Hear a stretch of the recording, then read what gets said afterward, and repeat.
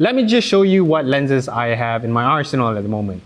A Sigma Art 18 to 35 f1.8 with a Viltrox adapter, and a Sony FE 3.5 to 5.0 28 to 70mm that I'm currently using right now. Why? Well, because native full frame lenses cost a crap load of money to buy.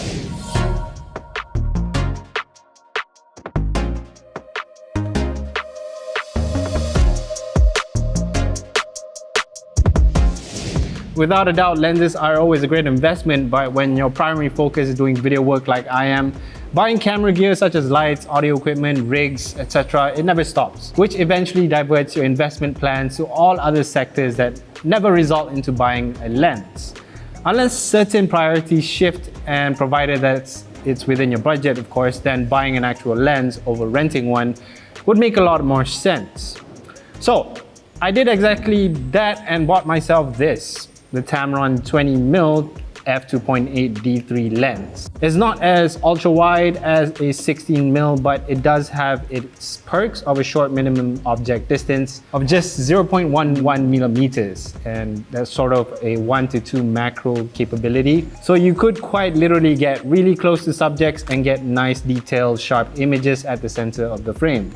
Unless you're planning to shoot insects or products, then you would be more suitable to get a macro telephoto lens than a wide angle. Provided that it is, however, an ultra wide lens, distortions are quite significant around the corners of an image, and even distortion corrections, it's still quite visible that there was some warping effect done after the fact, and you lose quite a bit of detail around the corners once it's corrected.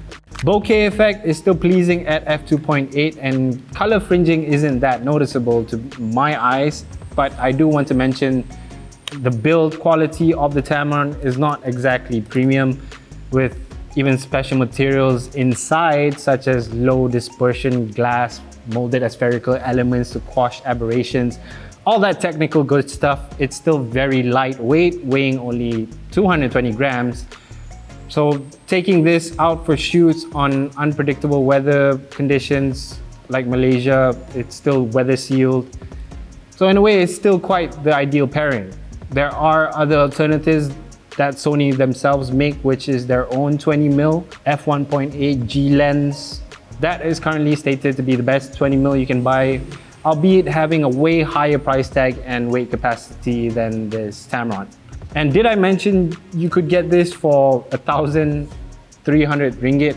So that's about only 420 Sing dollars, or about 300 USD, which is a bargain for this type of image quality that it produces. Though I must state, I didn't buy this lens for photography, but more so for video.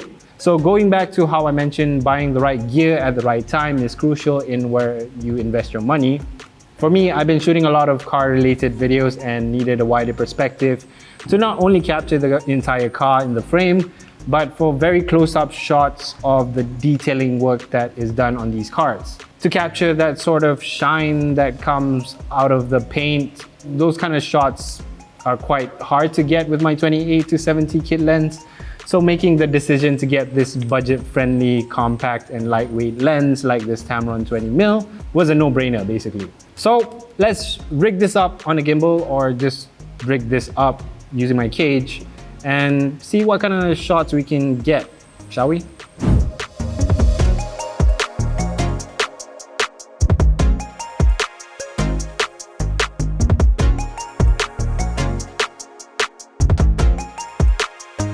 Now, there are some drawbacks to this lens when using it for video, given how it has quite a lot of focus breathing, as this example here. But even when you switch to manual focus, the throw on the focus ring feels like it could go on forever before you hit your mark. Probably not ideal when you want it to be your primary lens when having subjects moving in and out of the frame.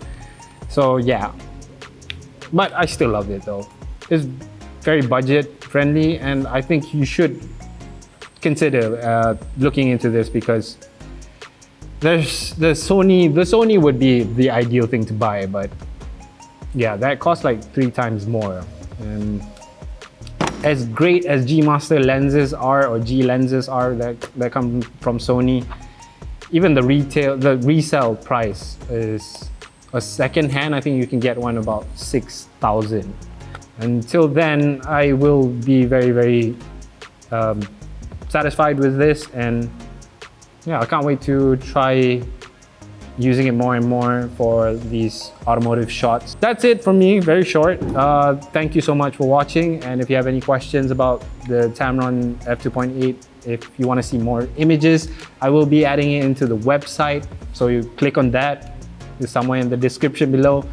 Until then, thank you so much for watching again, and I'll see you guys in the next video. Peace.